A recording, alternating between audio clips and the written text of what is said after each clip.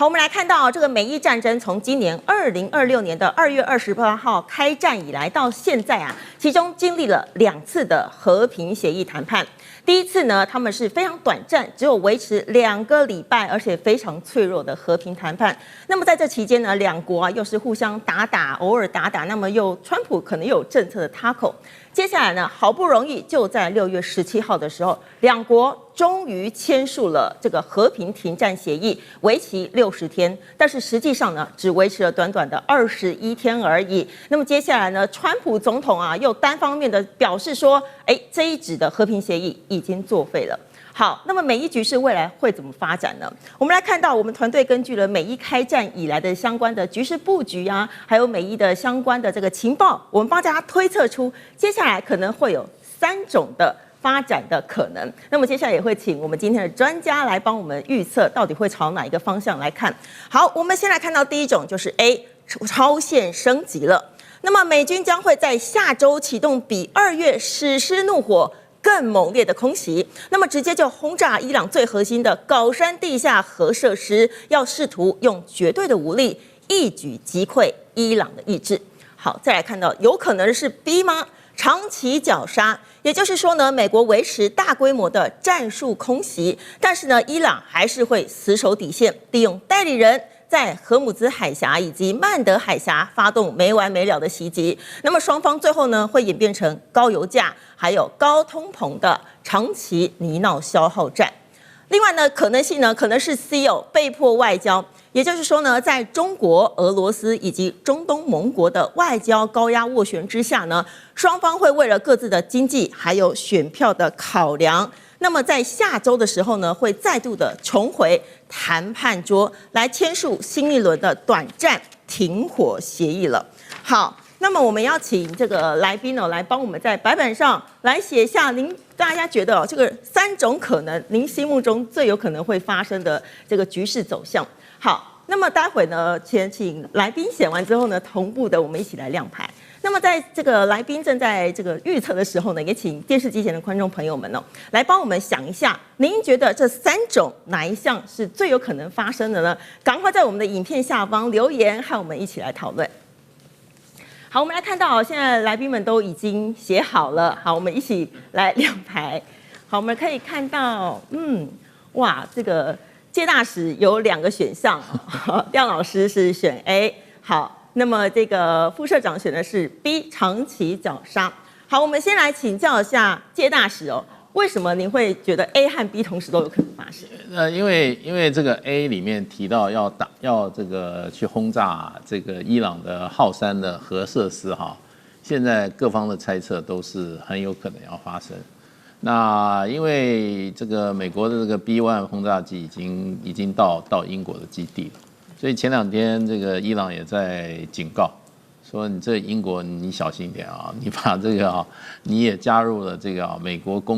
直接攻擊我的這個行動，你小心遭到報復。那當然英國說我不怕，那不過現在就是因為浩山它是照以色列方面的情報顯示，在上一次的攻擊裡面，事實上美國也炸了這個當時伊朗的地下核基地。那炸了2個核基地以後呢，事實上效果不曉得怎麼樣。那顯然是沒有效果，因為要不然就不會現在再繼續炸浩山。可是川普當時就嘴硬啊，說摧毀了，摧毀的話，那現在幹嘛要打浩山？所以川普話就是參考一下就好了。那現在打浩山的話，事實上話，這個外面報道是說，他可能會用這種還是遠距的，用這種巡弋飛彈的方式去炸，可能不會用那種鑽地彈去炸。那可是呢，基本上可能還是警告性質的，表示說我現在擴大了，而且我的這個重磅這種 B1 轟炸機都出動了，表示提升了。這個是一個我認為，因為現在外面都在報道這個問題，所以就是說，我覺得他可能下個禮拜很有可能會這個行動。可是基本上炸浩山並不會說一次就解決了這個問題，那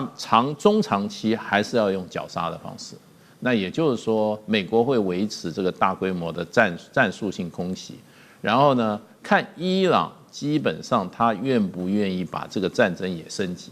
如果他把這個紅海也一起拉進來的話，那就變成就是說那時候川普的一個選擇了。川普一個選擇，另外一個還就是高油價，所以長期絞殺目前看起來也是不可避免的一個趨勢啊，除非有一些變化。好，謝謝大使。那我們趕快再來看一下，廖老師也是選 A 耶，所以也是下個禮拜就會轟炸這個高山了嗎？其實我的看法是比較趨近謝大使啊，就 A 跟 B 都有。但是我想了一下，覺得可能平均分布一下，這樣更有可看性啊。其實我覺得 A 的這個 scenario 比重是高一點，為什麼呢？因為這個升級，剛剛謝大使有提到這個版本，箭在弦上嘛，就要開始了啊。川普已經講了那麼多次，但是問題哈，就是剛剛我們也有分析過，其實美國的整體國力哈，跟他能夠打到的地方中間有一個很大的真空，這個其實是從小布希執政以來就已經發現的問題哈，他沒有辦法在全世界同時出拳，所以後來就修正為一大戰一小戰，現在看起來美國要針對一戰的可能哈，都還令人質疑。後面有一些變數，比方說它的軍火供應鏈全球斷裂，還有美國現在的這個整體的軍事預算也在下降。再來這個更深的因素就是美國國內政治的因素，包括我們現在注意到的，川普上任以後啊，大力要去破除美軍的所謂的 DEI， 就是多元包容。現在國內都已經有一些反彈的聲浪，有政治動作都出來了啊。這個對美軍的這個整體的戰力跟士氣一定是會有影響的。我們要曉得，這個派在第一線的去執行川普意志的，就是這些人啊，陸海空還有這個陸戰隊啊，所以這個升級看起來啊，軍事行動箭在弦上。因為我們古代中國兵家講說，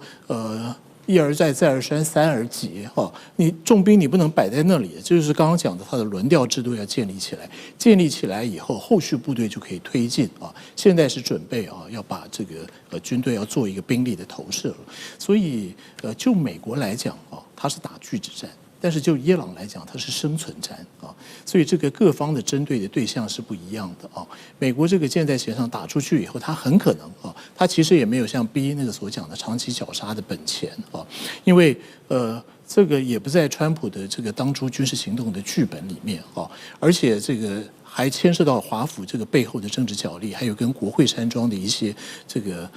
政治動作的一些攻防啊。我本人是研究美國總統軍事統帥權的，這個背後玄機更多了哈。這個川普如果說他把這個口袋裡面的戰術都拿出來的話，那真的是沒完沒了。所以現在看起來哈，就 A 跟 B 都有可能，但是升級了以後，這個打不到天花板的。我的估計是這個樣子啊，你要這個升級到全面戰爭那是不可能的啊，不太會成真的劇本。但是提升強度，然後造成周邊國家的影響，中東跟其他阿拉伯半島的國家都捲進去啊，大家都跳腳，為了油價，為了這個高晶片的問題哈，大家都緊張啊，然後這個同步來施壓啊，然後讓這個整個劇本稍微的再調整、再重演一遍，都是有可能的。所以我選A 是比較多一點。好，謝謝廖老師哦。那麼柴副社長選的也是 B， 對不對？是的，選的是 B。那您怎麼看？我認為除非美國直接使用核武，否則的話，其實我們認為長期絞殺的可能性會比較高一些。第一個的話，這涉及到川普的個性的問題，就是川普是一個非常愛面子、死不認輸的人，所以說如果沒有拿到一個實質的好處的話，要美軍這個時候撤兵是幾乎不可能的事情。第二個的話，是我個人的臆測，純屬個人，就是有一個叫川普投顧這樣子的一個概念。也就是說，其實在歷任總統當中，我可能會認為川普是把個人利益優先於國家利益之前的人。所以說，其實美伊戰事這麼好的一個舞台，它可以非常直接的影響到華爾街，甚至是美國的股價指數，而且甚至是美國的媒體都長期的懷疑，其實川普也利用了這場戰爭，在華爾街當中撈了不少的好處。所以說，既然可以直接撈到好處的情況之下的話，也沒有必要這樣子去直接的去所謂的停止戰爭這樣子的一個狀況，因為它可以利用操縱戰爭的方式，然後在華爾街得到好處。而比較有意思的地方，其實是最近是美國的法說會的高峰期，所以大家都會去關注所謂的像 Intel 或者是 NVIDIA 他們的財報表現如何，但是可能大家忽略掉了一件事情，其實最近有2家公司也公布了他們的財報以及他們對於未來下半年的展望。這2家公司分別是雷神還有洛克希德馬丁，他們對於今年下半年的展望都非常非常的樂觀，而且他們的一個如此樂觀的理由都是因為美伊戰爭都持續在進行當中，而這2家公司合計可以從美國拿到5000億美元的軍火訂單，所以說這也就代表說，美國政府很有可能還會為了這一場戰爭在準備所謂的兵器的情況，還有5000億美元，恐怕還等在後面。所以說，從這個地方來講的話，我也不認為現在這個戰爭會這麼輕易的結束。而且換一個不同的角度，我們站在伊朗的角度來想這件事情的時候，我覺得透過外交的方式是幾乎現在是不太可能的事情，因為伊朗對於美國的信任度實在是太低了。而且不要忘掉一件事情，在美伊戰爭剛開打的時候，第一個美國就已經把他們家的老大還有一堆的為首人全部都一次性的幹掉了。第二個部分的話，就是當初美軍做了一件最不該做的事情，也就是轟炸了人家的小學，把人家165個小女生通通都炸死了。所以在這樣的一個情況之下，就等於是國仇家恨，這點沒有辦法避免。而且的話，其實伊朗雖然對於美軍的這樣子襲擊的反擊是很應該講說他們的原則就是以牙還牙，以眼還眼，你打我什麼，我就打你什麼。但實際上，其實按照我個人長期這一次的觀察的話，其實伊朗這一次的戰爭其實是非常有節奏性的。所以他在這一次的反擊當中，第一波他是先打了你的美軍基地的雷達戰，然後讓你整個的一個防空系統可能會因此而無效。後面他打的就是美軍的空中加油機，還有就是所謂的預警機的空中預警機的部分，也就是說你的真的就是說你要做得好防空的部分是非常的困难。這也就是為什麼最近伊朗不可以打到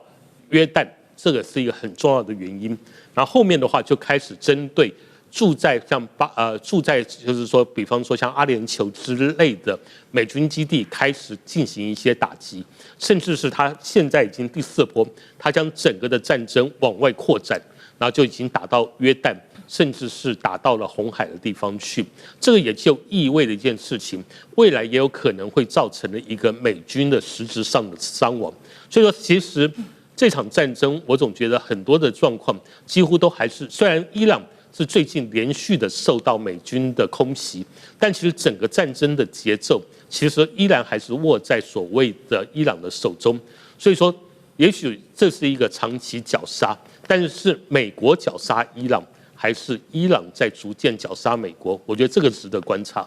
好，我們謝謝柴副社長。其實我們根據3位來賓的這個預測，大家都沒有選 C， 都沒有覺得他們在下禮拜就會上談判桌。那麼其實美伊戰爭最重要的症結點還是荷姆茲海峽。那麼荷姆茲海峽被封鎖的話，當然就會影響到油價了。我們來請教一下介大使哦，這個如果呢這個荷姆茲海峽就同時又被封鎖，油價飆升啊，這會不會影響到未來？比如說像是中國、俄羅斯還有伊朗，他們是同步聯手把這個油價啟動了去美元化的能源新秩序。其實這裡面一直都在進行啊，因為就是俄烏戰爭開打以後啊，美國聯手歐洲，基本上動用這個美元工具、貨幣工具，把這個俄羅斯的海外資產凍結，甚至把它拍賣啊，所以引起全球恐慌。因為美國是開一個大銀行的，大家把錢存在美國，跟這些西方國家，那你如果得罪他，他就把你的財產全部充公。那這裡面存在美國這個銀行裡面的錢的國家啊，多得不得了，尤其這些海灣國家，對，他們不但有這個不動產，還有動產，所以大家都希望尋求怎麼樣對美國的這個美金的依賴啊。那中國大陸其實長期也在有一個政策，就是所謂的本幣交易，然後實行這個這個線上的交易啊，這個電子化的人民幣啊，那這個一直在做，可是現在這一次的事情，主要因為中國大陸跟俄羅斯已經都在盡力在去美元化了啊。那中國大陸事實上去美元化，它也不會做得太快，因為它手上還有很多美元。你如果把這些美元資產，你把美元一下打得很弱的話，中國大陸也有損失，所以它是一種漸進。這裡面關鍵就在沙特，沙特因為它的國家安全是建構在石油美元上。所以這個原則他敢不敢破的問題，如果說沙特也鬆口，就是說你跟中國大陸你以後就付人民幣的話，那美國對沙特的安全保障會不會取消？這個對沙特來講是一個生死抉擇。所以到目前為止，沙特並沒有做出很大的讓步啊。那會不會因為這次事件，沙特就棄美元而擁抱其他的貨幣啊？現在有這個可能性。不過對沙特來講，我覺得在他的目前這個王儲的這個登大位還沒有完全坐穩之前啊，我想沙特也不敢冒這個險，跟美國人做這種